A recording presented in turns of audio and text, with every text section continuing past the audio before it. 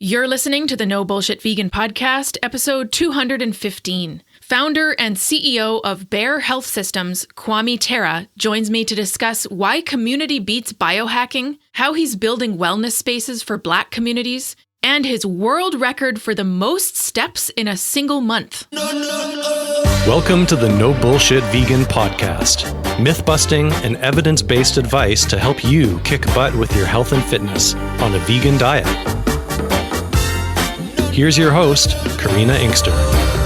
Hey, welcome to the show. I'm Karina, your go-to no BS vegan fitness and nutrition coach. Thanks for joining me today. I just got back home to Powell River from a week in my home city of Vancouver. TEDx Surrey was a few days ago, and I gave my talk called How to Live Your Values One Meal at a Time. Everything went super smoothly, and I'm really grateful for the opportunity to share my vegan story with a new to me audience of 1,000 people, plus those watching the live stream.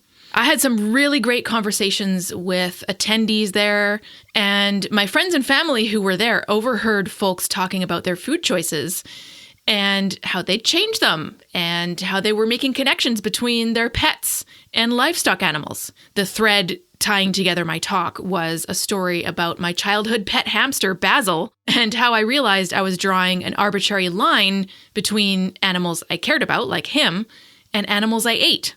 Eventually, the official video of the talk will be available, and of course, I will share that when it's published. But this whole project has been my focus for about 6 months at this point. Applying, auditioning, writing and refining the talk, weekly coaching sessions, 5 trips to Vancouver for in-person delivery practice, memorizing the whole thing, practicing daily. It's been a lot. So for now, I'm looking forward to having space in my brain for other things.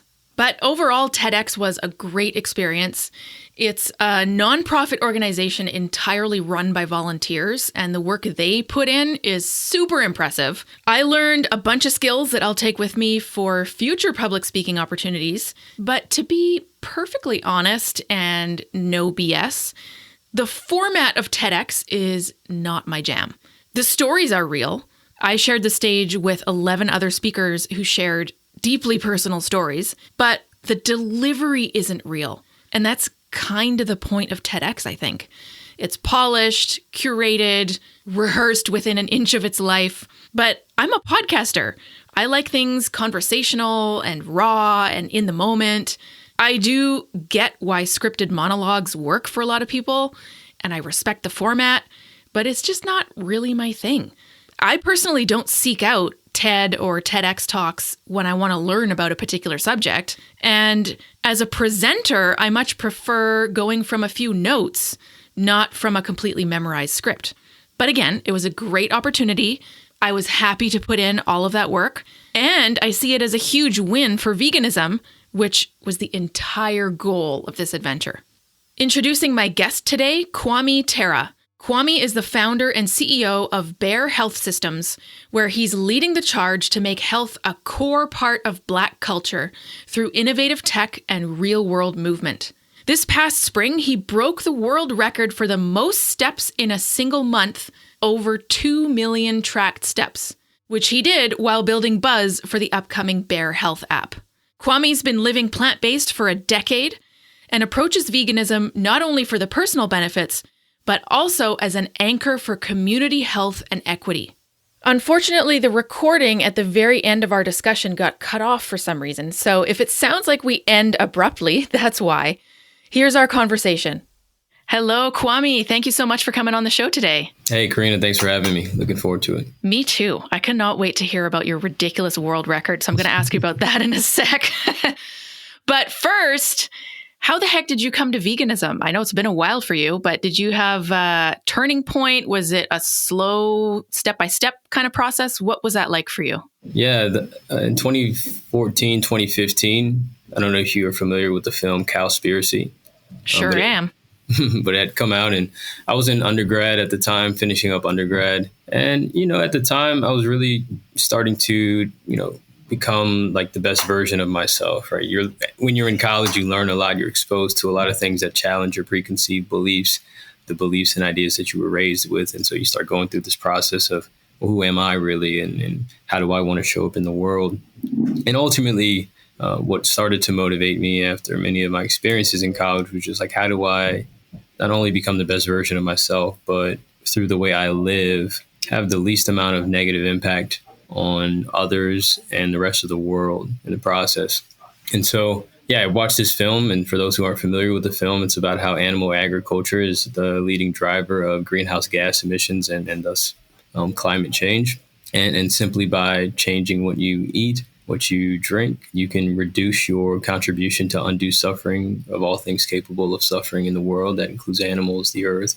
Just foster a more symbiotic relationship with the rest of the world. It's funny, actually. I'm not the vegan that most people are just aware of that I'm vegan. It doesn't usually come up until a couple weeks after knowing me, right? Just we were at a restaurant, all of a sudden I'm not eating meat, and they're like, "Oh, are you?"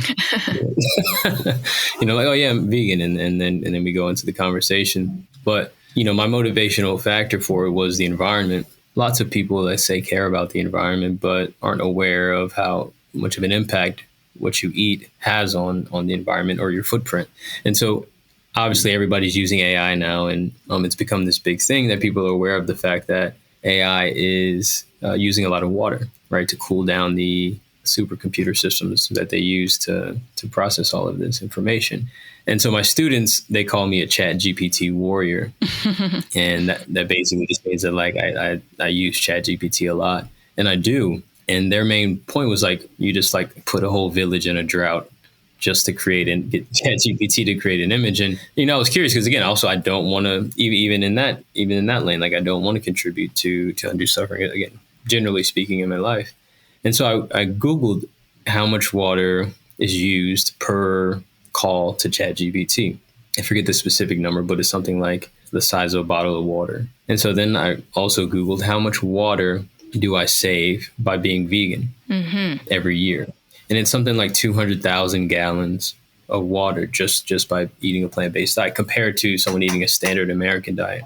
And I then did the math, and I would have to do over 1 million calls to ChatGPT over the course of a year to equate the amount of water demanded by someone who eats a standard American diet compared to someone who's eating a plant-based diet. So I just think that, one, people aren't aware of all of the reasons why people are vegan. And most people they just know that they're addicted to what they enjoy to eat and just know they're not really going to be willing to change that unless forced to. And usually it seems like, at least in my work, most people are doing it for health. I actually don't think it's 100% necessary for your health, per se, to be vegan. I do think it's the healthiest diet, objectively speaking. It's only considered less healthy because people don't adhere to it when they go on it, compared to like maybe a Mediterranean diet that still incorporates some animal products. So, that's my long story about veganism. Hey, you have some interesting points. One that you just made is, look, veganism is not necessarily about health. For a lot of people, it is. I mean, I could sit around and eat French fries and Skittles and be vegan, technically. Is that going to lead to longevity and, reduce risk for cancer? Probably not, but it's still vegan. So there's different arenas. And I'm not a vegan who thinks that vegan is the be all end all health diet. I'm not vegan for health reasons, even though I'm a fitness coach and teach nutrition and all these things. I'm not personally vegan for health reasons. So I agree. There's actually a lot of research out there that shows other diets that include some animal products can be perfectly healthy. But you made another point around, we all do things that use resources. I also use ChatGPT, and I drive an electric vehicle, but it's still a vehicle. It had a battery that used resources. So we all consume, we all exist in this world. And I think a lot of those things are often used as little poke points by non-vegans. You know what I mean? They're like, oh, well, you use ChatGPT and that uses a shitload of water. It's as if that is a reason to not be vegan. Like we don't have to be perfect in our entire life in order to do things that matter. We can be vegan and use ChatGPT, or we can be vegan and drive. Like these things can coexist, can't they? They can. I think I always find it interesting that people are so quick to try and hold you so accountable to something that they don't even necessarily subscribe to. I mean, you said you're subscribing to it, so you must be held accountable. But just like anything else that you subscribe to, you're imperfect in the process. Mm-hmm. That sort of absolute mentality is actually a mentality that, at least I think on some level, I started with when I first came into this space. Basically, I was thinking that, well, if I'm going to live my life, I want to make sure that it's in a way that's consistent with everything that I value. Once you go down the rabbit hole long enough, you recognize that no matter how you move, no matter what you do, you're going to be contributing to some undue suffering. And so that's why I really appreciate the definition of veganism, which is to minimize your contribution to undue suffering, mm-hmm. and be willing to sacrifice and change so long as it doesn't negatively affect your life, or based on need, right? I think need mm-hmm. is mm-hmm. if it's causing harm to someone or something else and it's not an absolute need for you, then I think that's a good place to start with, like, should you have it as a part of your life? Right. My goal was to, like, get a piece of land and build my life in a way that is symbiotic, or in the way that I envision the world should be. I'll still probably do that. But in the meantime, I do my best. That's it. Exactly. We're all doing our best. We don't have to be perfect. You know, it's kind of like people who, it sounds ridiculous when you use it in other ways. Like, nah, I don't want to learn to drive because I might become accidentally an F1 driver. Or, nah, I don't want to start working out because accidentally I might start competing in the Olympics. Like, mm-hmm. we don't have to do nothing because we can't do everything. Yeah, I agree. I think even with something like religion, right? So a lot of people claim that they're Christian, but they don't do everything perfectly as it relates to the expectations of being in that religion, but they still consider themselves Christian, mm-hmm. right? Mm-hmm. So is it now that you're not Christian because you just sinned a couple of times, or consciously sinned, or whatever all of the rules might be specifically? It's really your commitment, right, to that practice, to that way of life that makes you that, not necessarily everything that you do every day. Ideally, it skews in the direction of, like, most of the time you're in alignment, but mm-hmm. you're gonna make mistakes. And so I don't think that people view veganism or people who are vegans the same way. It's like if you mess up, or because early on in my journey, there was, like, there'd be months that no meat, and then, like, for one reason or another, like, I had some baked chicken from something, because it's like, it's a process to become to take on this philosophy. For some people it's like, no problem, stop everything, figure it out. Everybody's different, but yeah, I just think that we can afford to give everyone a good amount of grace so long as they are giving their best, Mm-hmm. I mean, look, at this point, it's been almost 23 years of being vegan, and then I was vegetarian for 5 years before that. Yeah. I'm not going around accidentally eating baked goods with non-vegan ingredients anymore, and I'm sure the same is for you.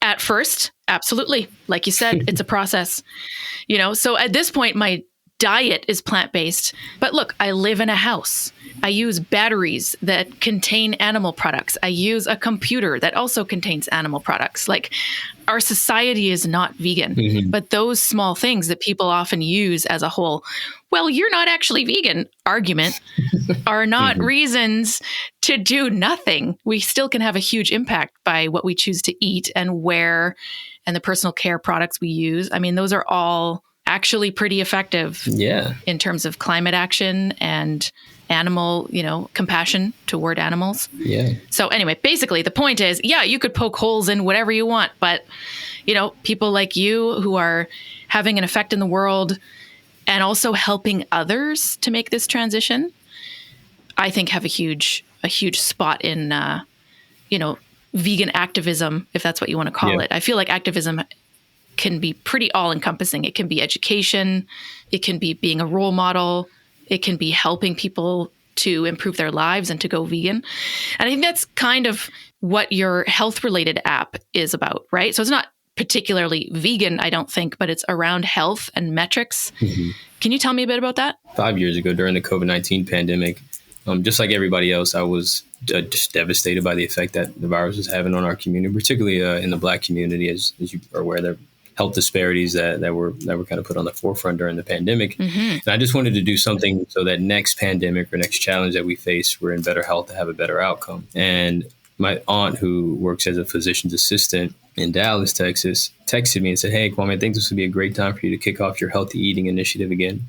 And the healthy eating initiative she was referring to was just me being vegan. Okay. I had hosted a screening of What the Health in Houston in 2017, and it came out, and I guess my entire family just associates me with being super health conscious because I'm vegan.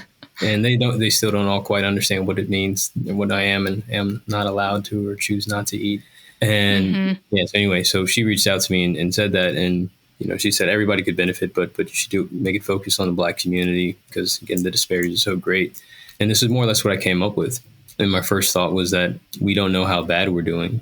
Like, we know we're not doing our best, and we know that we should be exercising more, eating better, so on and so forth. But we don't have that much clarity on what our current health status is. Health is complex. There are hundreds of data points that mean different things, and then they mean different things together. And so how do you simplify that into something that the everyday average person can understand and then take action based on, right? Because not only here you are, it's like, okay, well, what do you do now with this information? So we created a health score with the company. The score is between 0 and 1,000 that represents your overall health. And this is a health score that's also used by tens of health insurance companies engaging folks through health apps as well. So a validated score. And so 0 to 1,000, anything above 680 is considered excellent. Anything below 550 is considered poor or fair. People come onto the platform, answer some questions to get their initial health score. And then day to day, week to week, depending on how you live your life, your score changes. So if you go on a run or a walk one day, your score goes up a few points. If you get 2 or 3 hours of sleep one night, your score goes down. And then based on those changes, we make recommendations for how you can improve, as well as connect you with healthcare providers, resources, and experiences to elevate that score. Mm-hmm. And how do you pronounce the name of the app? It's BEHR. Bear. Bear. Well, that's easy.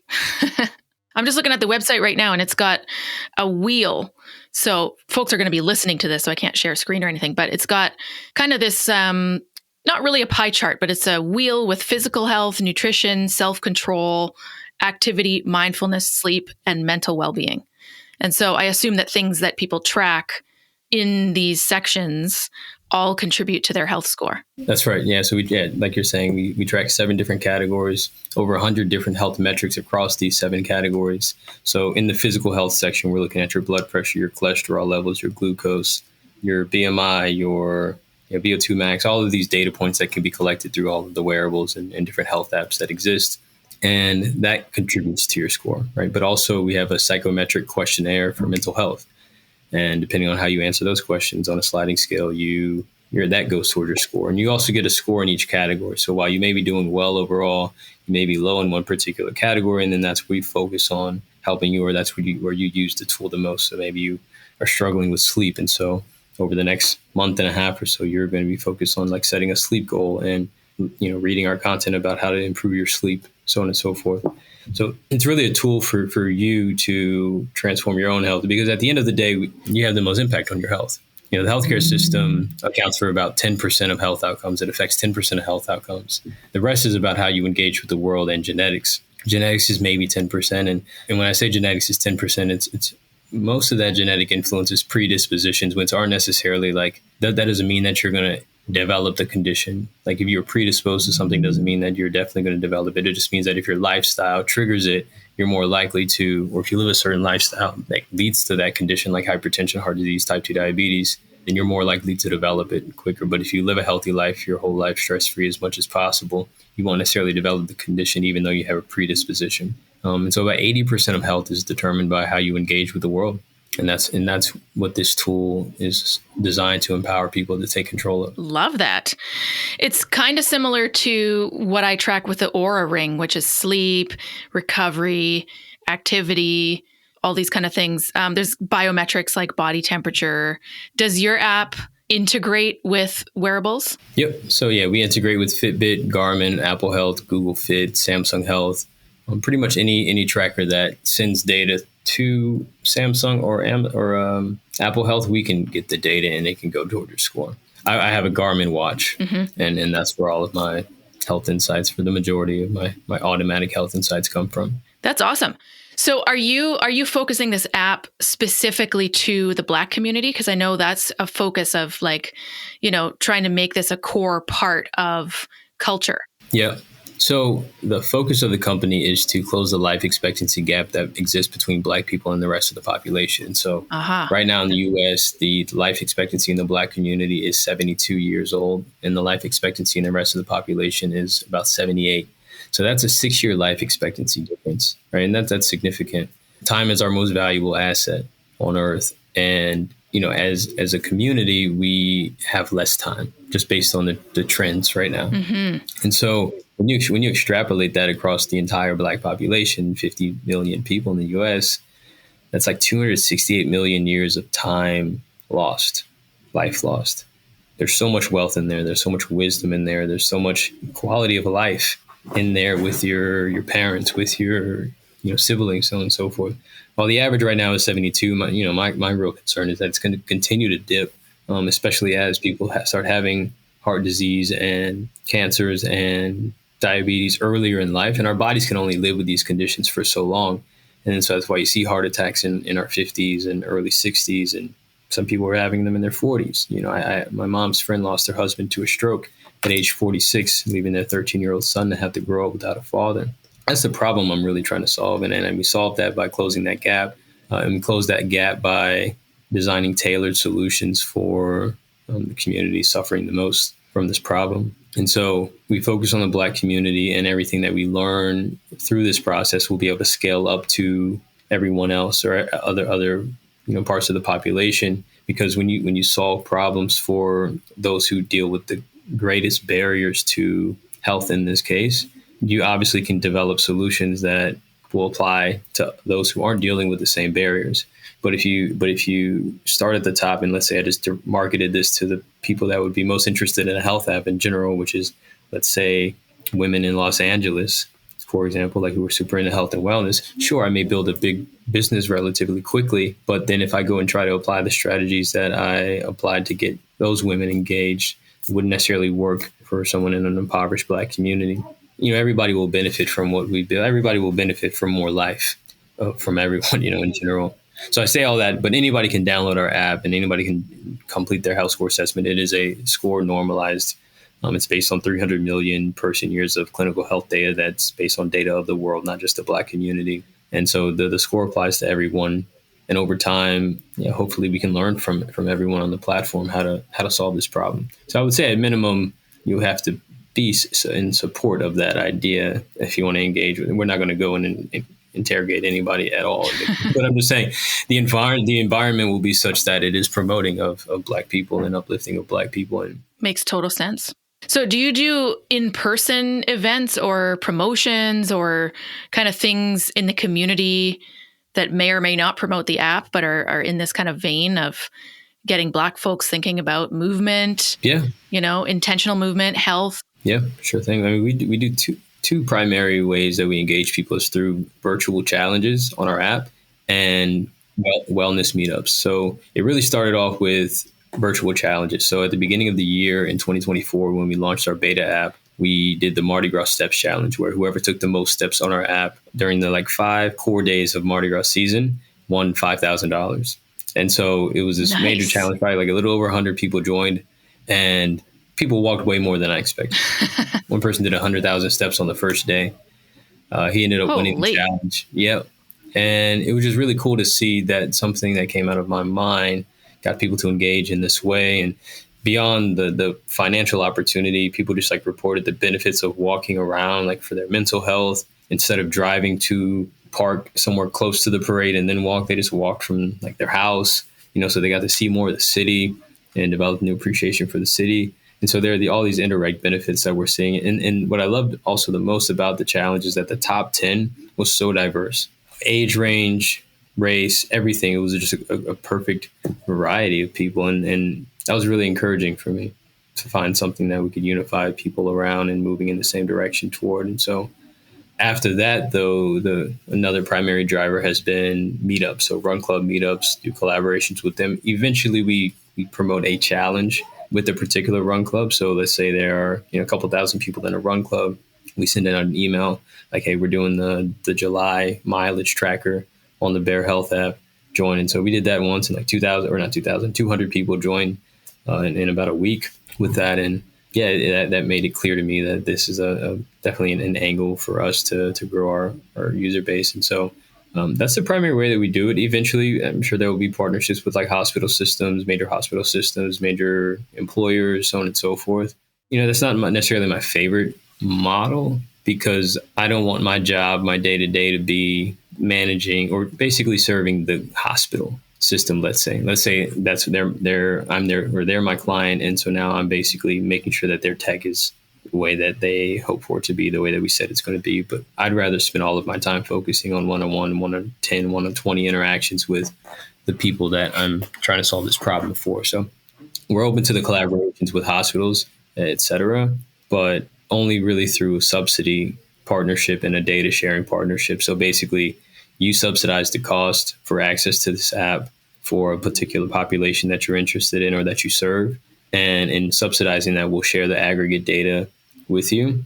But their relationship is with us at Bear Health. And you mentioned aggregate data, which means it's not individualized, obviously. Mm-hmm. That's right. Yeah, that just basically means it's a combination of everybody's average health scores. For example, we see every month the total steps taken by all the users on the platform, total calories burned by all the users on the platform.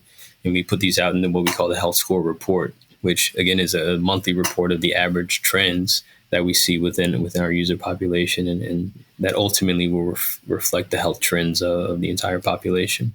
Very cool.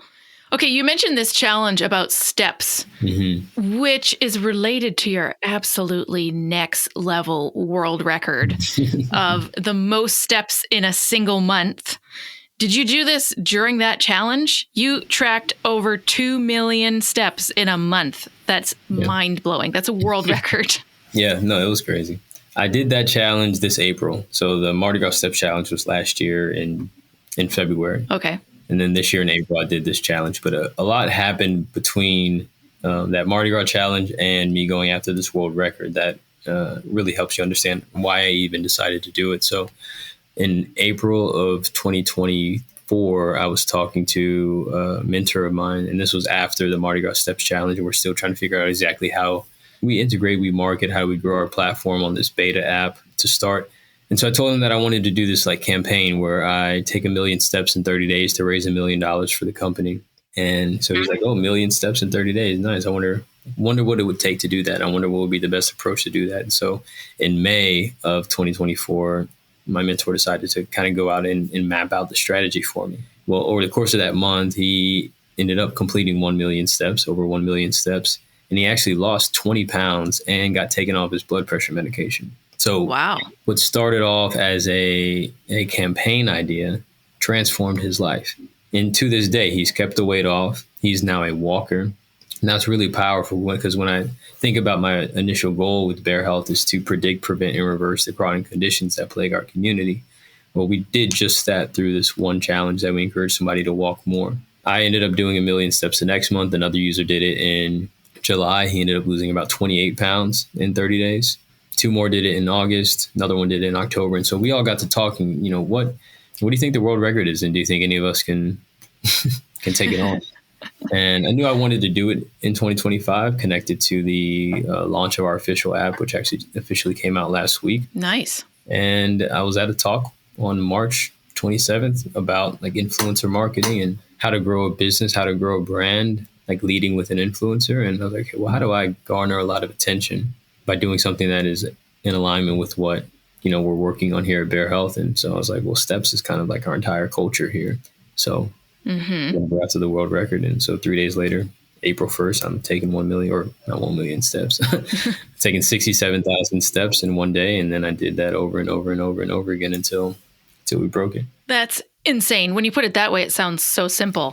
But what does this look like logistically? Are you on a walking pad and working at the same time? Are you walking around the city for 10 hours? Like, what does that look like? Yeah, originally I wanted to do it on a walking pad, but we had just lost some funding that we were expecting. And so we were just short on cash. And part of why I even did the challenge was just because the metaphor of like putting one step or one foot in front of the other, just like continue to move. Last year, when I did the 1 million steps, we were also going through some financial challenges. And that month, despite me taking 5 hours a day to walk 1 million steps in a month, that was our best month, just because like you have to stay in motion especially when things are challenging, because at the end of the day, action is the only thing that leads to results. And it's easy to become idle, become inactive when you're feeling the pressures of all of the challenges in the moment. I'm glad I did it last year this way and it took on that challenge, because I do think that it allowed me to just stay focused and keep thinking, looking forward. And so similarly, when I did the 2 million this year, like again, we were going through some challenges and, we've come out of them since.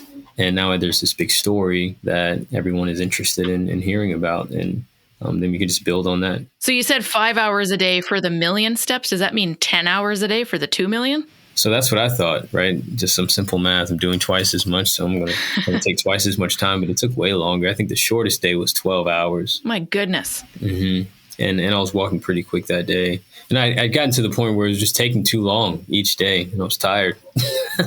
So I started modifying. I can only imagine.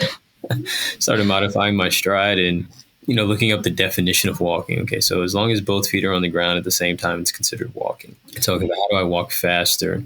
I got down to a 15-minute mile consistently walking. I'm sure I had a few under 15, under 14 as well. And then I started Googling what if I could become a professional walker, like an Olympic walker or something like that. But they do 6-minute miles. I'm like, okay, they're walking 6 minutes like per mile. Race walking. Yep, race walking. And so I'm thinking, okay, if they're doing 6 minutes per mile, I can go faster somehow. Let me figure out how to do that. And so, but on average, probably took me about 14 hours. So I'd sleep ideally at least 6 hours a day. And then throughout the day, I could really only be seated, not walking for about 3 hours a day. Outside of that, I was walking. That's absolutely mind blowing. So what was that like for you in terms of didn't you have to eat a whole bunch of calories to maintain your energy level? Yeah. Weren't you just stuffing your face at all times? That's my first thought. Right. No, I mean, I wish I was. I probably wouldn't have dealt with as many challenges. But again, I didn't go into this with a perfect plan. I will do it again in April coming up, hopefully with a lot of sponsors and officially on Guinness.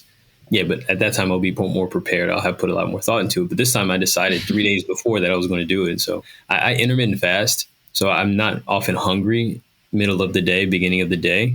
And so, I just wasn't eating as much. And so, but now I obviously was burning 3,000 calories a day doing all this walking. And so now I need to eat more. And at first I definitely wasn't eating enough. And I was just so focused on getting enough steps in. You don't have time to think about, what your next meal is going to be. On the 5th day, I started experiencing sharp pains in my head. I think it's a combination of lack of water, hydration, and then also just lack of fuel in general. And that was concerning. That was pretty concerning because I was like, well, I want to do this, but also I don't want to put myself at risk because I was experiencing the sharp pains even when I was laying in bed, at night without putting demand on my body. And people started bringing me food and water and just helping. Once they realized I was kind of serious about this, they were like, okay, well, let's go bring in food. And those days were my best days because I was just properly fueled for one. And then also people walking with me was so valuable. You learn a lot when you're doing extreme things about things that are central to life, central to health and attitude, because, when you're doing extreme things, you have to focus for a long time, having to focus on walking for 14 hours a day for 30 days. One, it was obviously challenging, but it revealed clearly what matters in life to me. And one thing that was clear was that having other people around, community in general, is super important, because on those days that people did walk with me, even if it was just for a couple of hours of the 14, it made the rest of the hours of walking easier. So how does that translate into regular life? I don't know exactly, but I'm sure there are some connections for sure. Just having good relationships make the suffering a little bit more bearable. Totally.